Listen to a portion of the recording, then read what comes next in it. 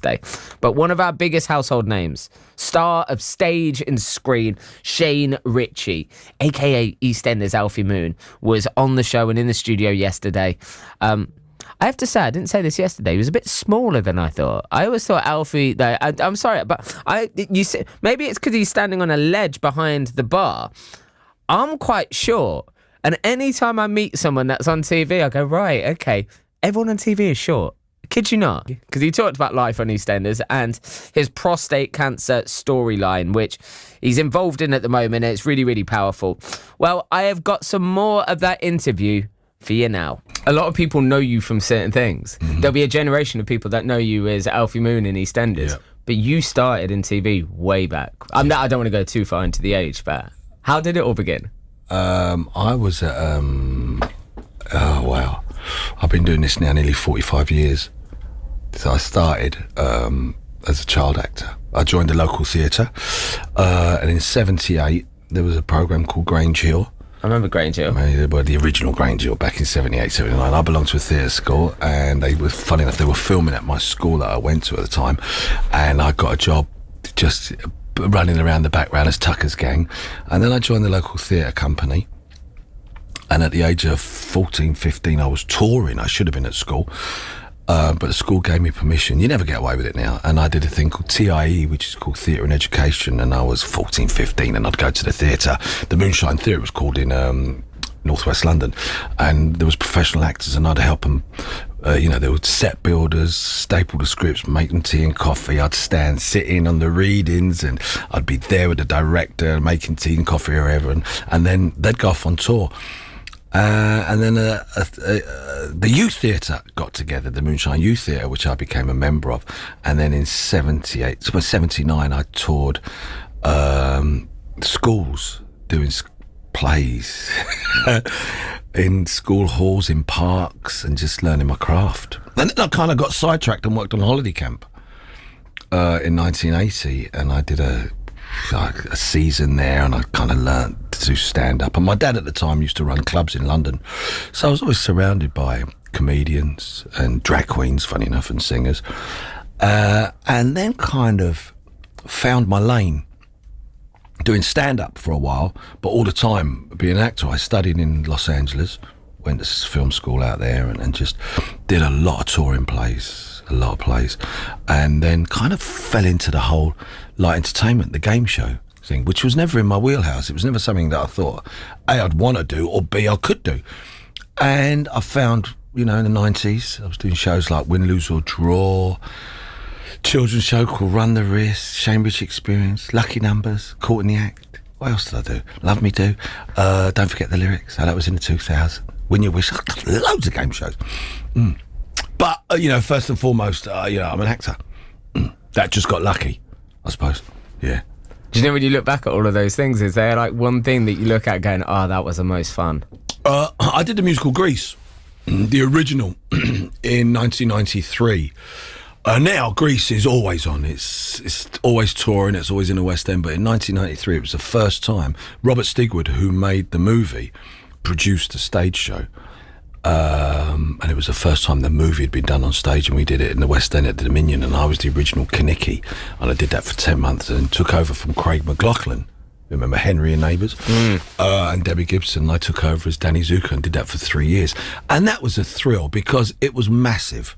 And like I said, it was the first time the movie was put on stage. And yeah, I had the keys to the Dominion, and I was, for a short time, King of the West End. For a short time.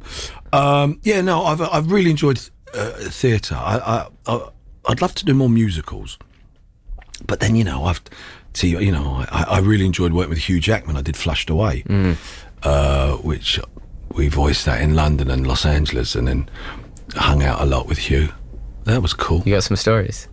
Yeah, I can't tell them on the radio. No? Yeah. I'll tell you when we're off air. Yeah. I want to know. Yeah. I like that little laugh at the end. Do you know, as he was telling me that, I was looking at him and I was like, they are some stories, aren't they? There's going to be some proper ones. There's so much that you've done. What is there left that you haven't done that you'd like to do? Wow. Oh, you know what, Aaron? I've never done a sitcom. Even though, I tell a lie, I've appeared, I was in Benidorm I played a character called Sammy Valentino in Benidorm, which we filmed in Benidorm, and that was an ensemble piece. I really enjoyed doing that. So I've never done a sitcom. Yeah, and Broadway. I was very close to doing Broadway. I did Scrooge the musical. Where did I do that? A couple of Christmases ago. That was in Bristol and Liverpool and Manchester, and it was very close to going to Broadway. And I just felt like they decided they wanted to get American star to do it, and I kind of got it. So I'd like to do something on Broadway. Yeah. A lot of the stuff you mentioned, like from Broadway or pantomime and stuff, all seems to be around like Christmas time. Do you enjoy working around Christmas? You're not like one off. Big storylines, EastEnders, pantos. Yeah, I'm off. I was off yesterday, which was Monday, so I drove home Sunday, and I turn up. My kids go, "Oh, we recognise you. What's your name again?" Yeah, the older I'm getting now, the less I want to be away at Christmas. But panto is such a joyous time, and theatre managers will tell you if you bring them in. Panto keeps a lot of theatres open throughout the rest of the year. You do something like panto that 1,400 people per show. So today, by the end of the night, I've played to just under 3,000 people, and you do that 12 shows a week in 6 days. So then all of a sudden you can put on, a Shakespeare season where you wouldn't necessarily get the big crowds or a Chekhov or new plays because you've made that money. The theatre's made that money during the panto. So I like to think I play a small part in, the arts.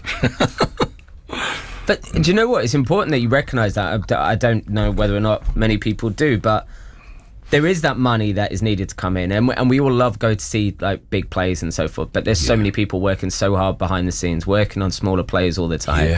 Do you feel like you have a bit of a duty, if you're going to be in theatre, to at least try and give something back? Yeah, definitely. And that's and I suppose in a convoluted way it's doing panto. It's like I say, there's a lot of people that maybe come and see a panto, that may be their first experience of coming to the theatre. And from that experience, I know as a child when I first saw panto, I just saw magic on stage.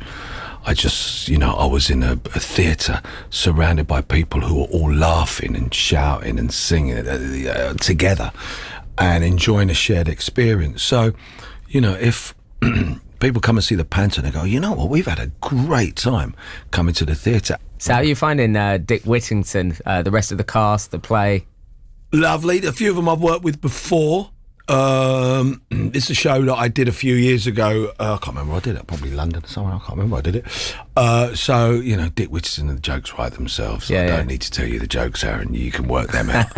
I've got some wonderful people. And Dr. Range. First time I met Dr. Range. Lovely guy. Yeah.